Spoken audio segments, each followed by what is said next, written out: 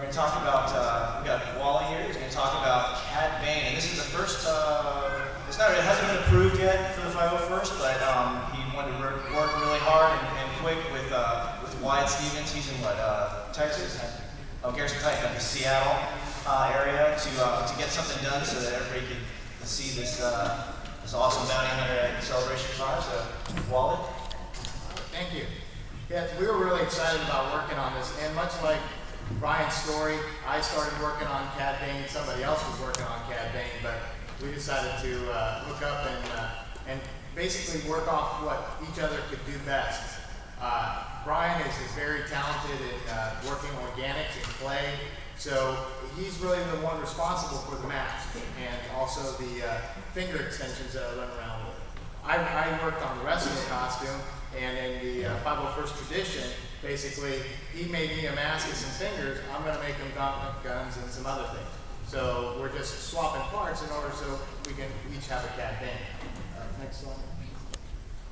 So, you know, the great thing about Dave Filoni and the crew at Clone Wars is they're pretty open about their process and about their inspirations and about things. So you'll notice the headings here. I did realize that Angel Eyes played a large part into Cad Bane, and we were really trying to bring that Western feel to Cad Bane. The color scheme on Cad Bane's a little tricky, so we really studied the character quite a bit. And we figured one of the interesting things is with most characters, there's identifiable things that make the character. You can have details that are completely wrong in other areas, but so long as you got the main things, it's the character. So we decided, you know, with Cad Bane, the hat, the gauntlets, the coat, and then also he has some facial scarring. And obviously, like with humans, scars are a very identifiable trait. So we decided that those are the main things we had to absolutely get right. Because A, if he didn't have the scars, he'd be, you know, like Eduardo Bane, his, you know, lesser known cousin.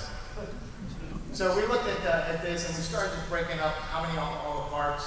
And there's 33 major parts to this costume, and it really covers the entire gamut of costuming. Leatherwork, sewing, hard parts, latex.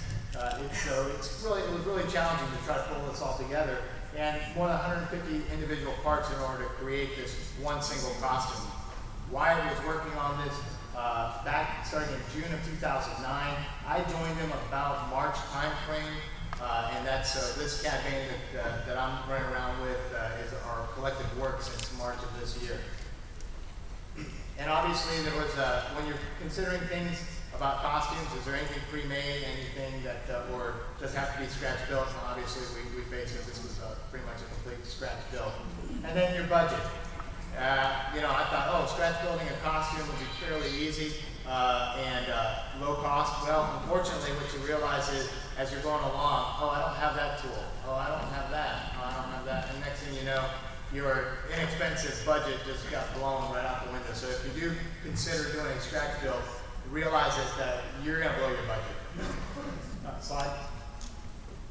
We use a lot of the same techniques that Brian's already talked about, but we did want to highlight some interesting things here. We worked using clay. We basically made a clay model and then molded it. And we use a lot of the nice skills and references that are provided, not only like on the Blu-ray edition of the Clone Wars Season 1, but then also StarWars.com has a lot of great reference materials when you go there.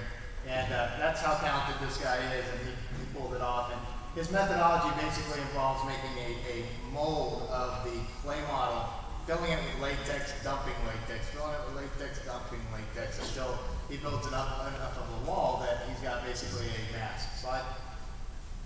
And then the other thing too, as far as the coloring and stuff, he did that all by airbrush. Now, some of the bad things here, as far as working a costume that doesn't exist in real life, the color palette. That was a real tricky thing. We could have gone down the road of kind of creating a character that was exactly the colors, but we kind of felt that we want to be a little bit artistic, and artists will be artists, and so, but we decided it's a small sandbox. Cad Bane's colors are very earth tone in nature, There is a particular scheme. The pants have to be darker than the coat has to be darker than the shirt, and the shirt has to be the lightest piece. And then if you look, some things match each other, others don't. So we decided to kind of apply some of the Old West techniques. So the belt that I'm actually wearing is a no kidding, tooled leather belt that was stained and built like they built gun belts back in the day. With the impossible geometries, as Brian pointed out, I took stills of Cad Bane and through, again, references that are out there, knowing how tall the character is, I did the algebra behind figuring out. So this is the stay in school kids message. So I figured out that what X equals. And again, I suddenly ran into the problem that Duros are a completely different species and do not have human proportions, and I did not have a 10-inch elbow to wrist forearm. So I had to start kind of squatting the measurements and such. Actually, up here on the table, I brought along my original model that I used, if anybody wants to look at it afterwards.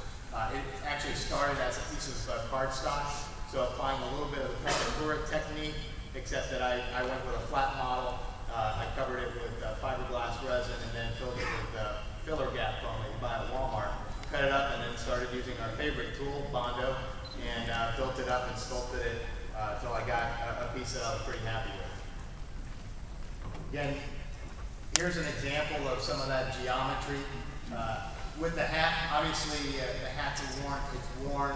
The one thing that we were not, in my opinion, successfully captured with this particular hat here is the worn droop that a felt or leather hat would have. But we pretty much figured we knew exactly how big this hat should be. It's not, like that.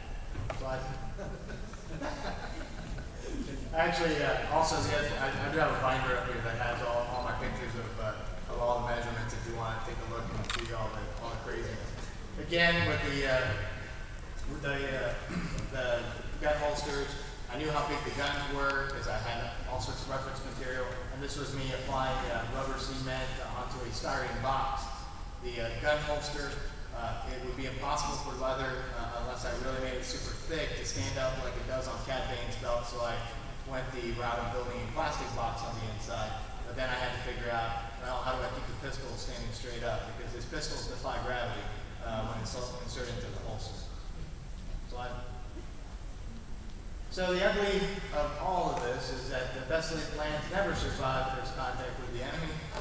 So in other words, you can plan all you want, come up with all the measurements, but realize that it's trial and error. You will probably build and rebuild things 5 times over.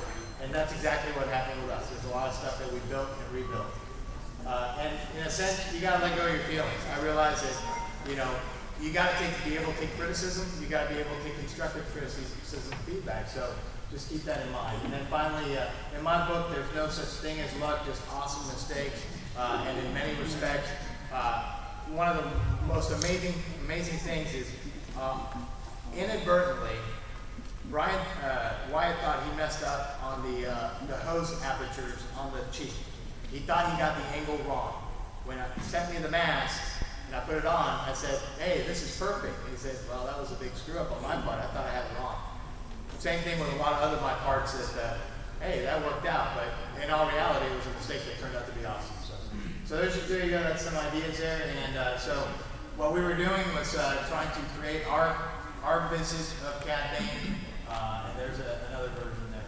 Yeah, I probably slipped that in on you. Basically, well, it goes back to the concept that we talked about at the beginning about realistic versus stylized. And on the left is actually Lucasfilm produced Cad Bane that we're fortunate enough to have one of our members actually gets to portray him at some of the more official events. But if you look at that Cad Bane on the left and the one on the right, which is the one that Wally's wearing today, you'll see even the face. There's a stylized difference, just like there's a difference between Tamura Morrison's actual face and animated clone face.